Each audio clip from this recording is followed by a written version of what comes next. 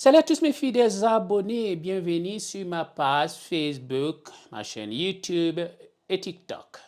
Aujourd'hui, nous aborderons un sujet délicat et controversé. Tout est corruption et ethnique en Guinée. Dans ce premier segment, nous allons discuter du récent concours de Miss Conakry en Guinée. Une fille a été couronnée Miss Conakry. Je pense bien c'est Miss Conakry, pas Miss Guinée.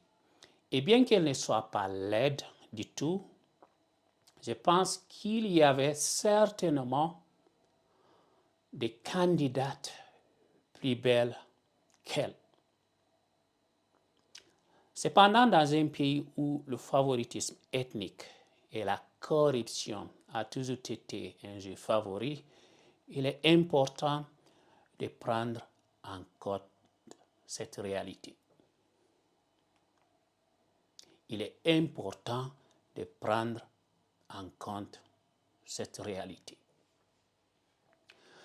Passons maintenant au cœur du problème, le favoritisme ethnique en Guinée. Le terme ambansale, utilisé autrefois pour décrire le favoritisme ethnique sous le régime de Sékou Touré, continue de hanter les bureaux, les institutions, les affaires sociales, politiques et économiques de la Guinée-Conakry. Lors des récentes élections présidentielles, ceux qui étaient à la Commission électorale nationale indépendante et dans l'armée guinéenne ont joué un rôle clé dans la manipulation ethnique et des résultats. Le président de la CENI d'alors, qui est maintenant décédé, par exemple, a été récompensé par l'ancien président Alpha Condé avec un poste de ministre.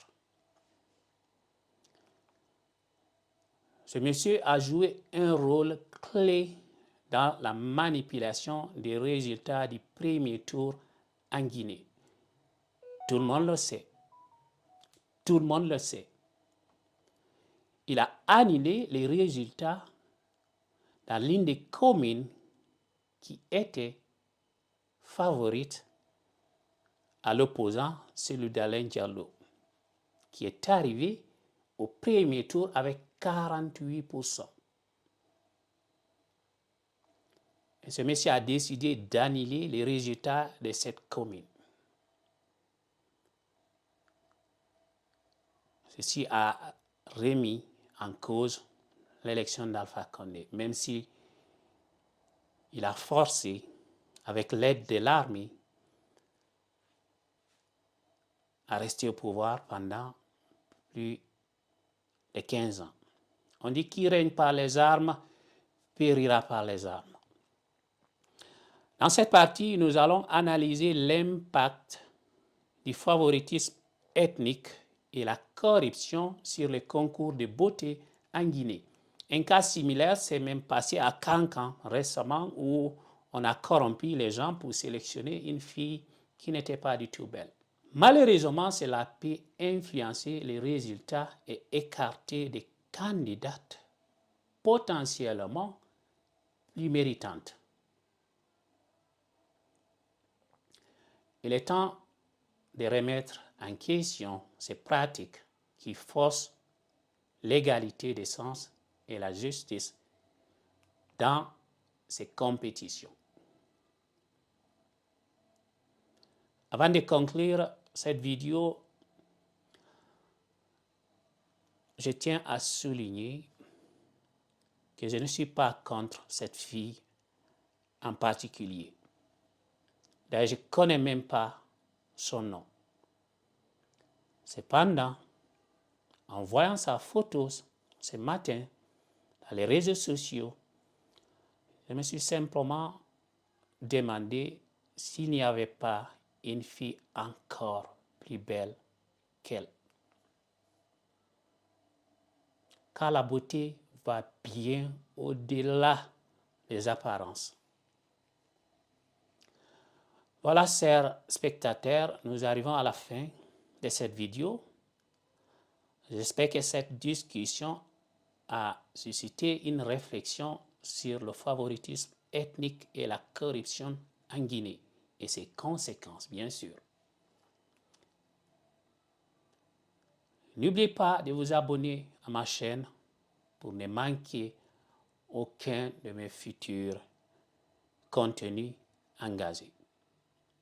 Ensemble, restons critiques, ouverts d'esprit et travaillons vers une société plus équitable.